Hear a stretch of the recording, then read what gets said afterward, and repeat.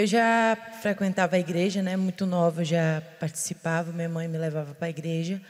Mas quando eu completei uma idade, eu decidi ir para o mundo, viver na injustiça. Então, muito nova, eu já comecei a me envolver com outras meninas, já me via como um menino. Não gostava do meu corpo, não gostava do meu cabelo. Comecei a querer me transformar em um menino. Fui começando a mudar o meu jeito de me vestir. E daqui a pouco eu comecei a entrar no mundo das drogas. Comecei a fumar maconha. Daqui a pouco eu estava já usando cocaína, já estava andando em rave, já estava passando uma semana acordada usando droga. Eu me lembro que eu roubava o dízimo que ela guardava, eu roubava para usar droga. Era desobediente, ela não ouvia, era agressiva, ela era difícil. E não tinha dinheiro para sustentar o meu vício. Então, decidi, vou entrar para o mundo do tráfico. Daqui a pouco eu já estava usando a droga que eu pegava para vender. E as pessoas vinham para tentar me matar. A polícia batia na minha casa, a traficante ia atrás de mim.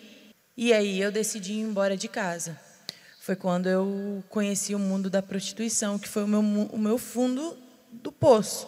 Porque com meus 18, 19 anos, indo para o mundo da prostituição. Comecei a me envolver com muitas pessoas, com rapazes, com meninas. E aí veio uma oportunidade de ir para fora do Brasil, para trabalhar com a prostituição. E ela já estava aqui, lutando por mim. E aí um dia eu saí para tirar o passaporte, porque a pessoa que ia me levar, ela tirou tudo para mim. E ela perguntou assim, você estava onde?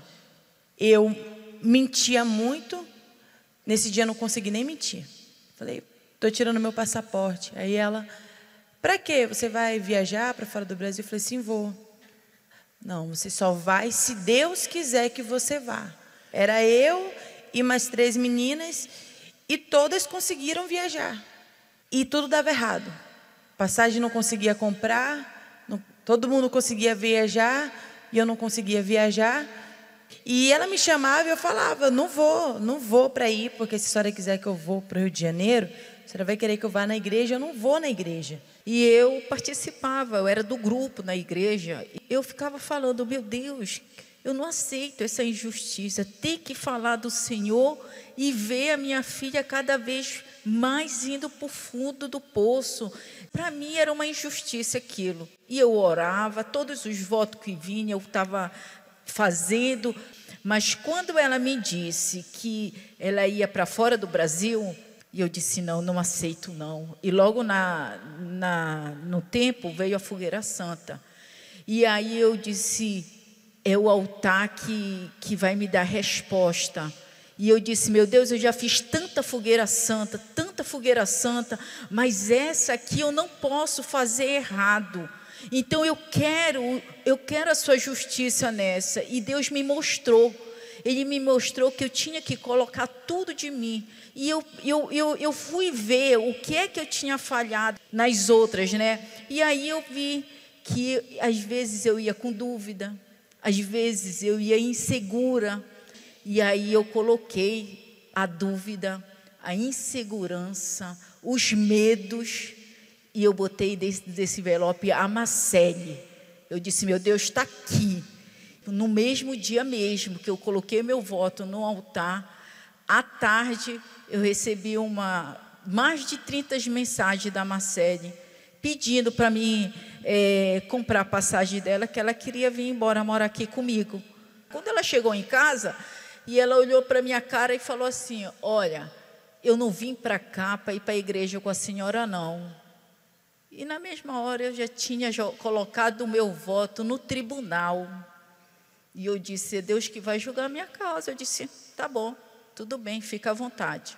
Teve um dia que eu saí para trabalhar, quando eu cheguei em casa, a Marcele estava usando droga em cima da mesa.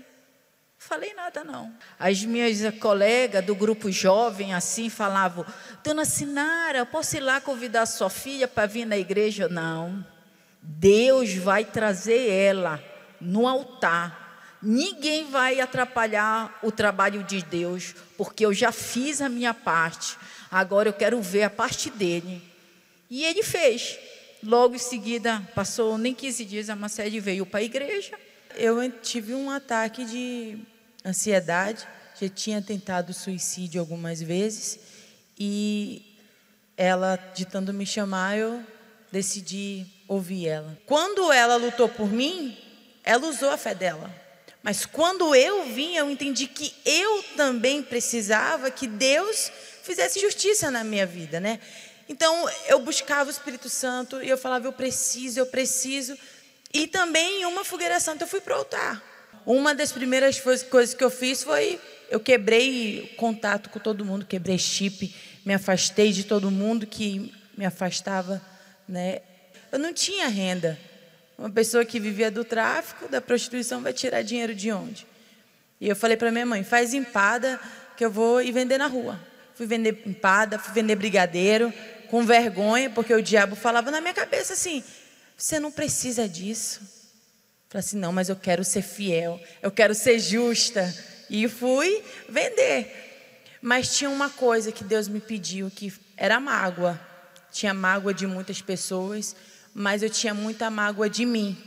Eu não conseguia me perdoar. E Deus falou assim, se você não se perdoa, como que você vai receber o meu perdão? O meu espírito que é amor, é perdão. Então, quando eu subi no altar, foi uma das coisas, né, que foi o que Deus me pediu.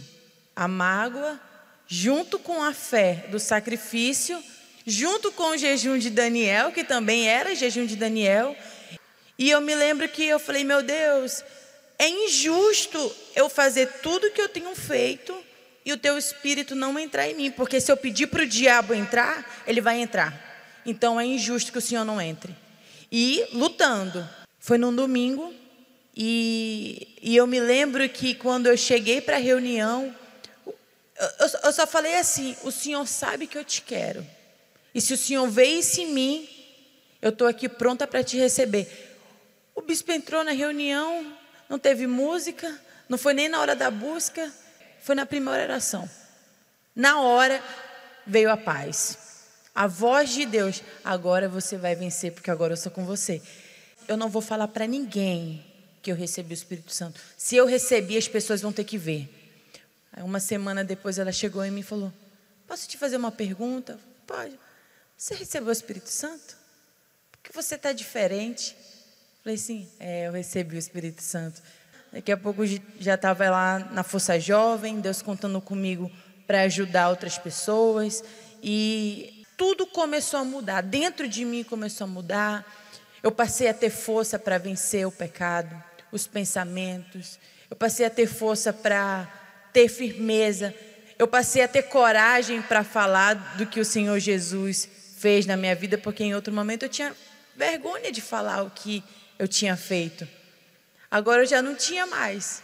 Eu já tinha fé que o que eu passei era com um propósito, para manifestar a justiça de Deus, tanto na minha quanto na vida de outras pessoas. Hoje eu sou feliz. Hoje eu tenho paz. Hoje eu tenho alegria. Hoje a minha vida está no altar, como ela pediu, né? Hoje a gente serve a Deus juntas, né? Como colaboradoras. Estamos ganhando almas para Jesus. Hoje Deus conta comigo. Esse é o meu maior objetivo, ganhar almas. Hoje eu sempre falo para minha mãe, Deus permitiu que eu vivesse até aquela injustiça para ganhar outras almas. E é do altar que eu tenho disposição para servir a Deus. E um dia eu tenho certeza que Ele vai contar comigo, ganhando almas literalmente para o Senhor Jesus. E também assim, as pessoas na igreja, né, que conheceram a Marcele falam assim, oi, dona Sinara, mas a Marcele é uma benção, né? E eu falo assim, mas quem convive com ela é mais prazeroso, porque hoje eu consigo realmente contemplar essa mudança. É uma glória de Deus para mim, é um presente que, bispo, ninguém acreditava na minha família, mas nela, só eu que tive ainda essa força para acreditar. E hoje ela é a princesa da família, que a minha mãe sempre diz, tá uma princesa. Deus abençoe. Deus abençoe.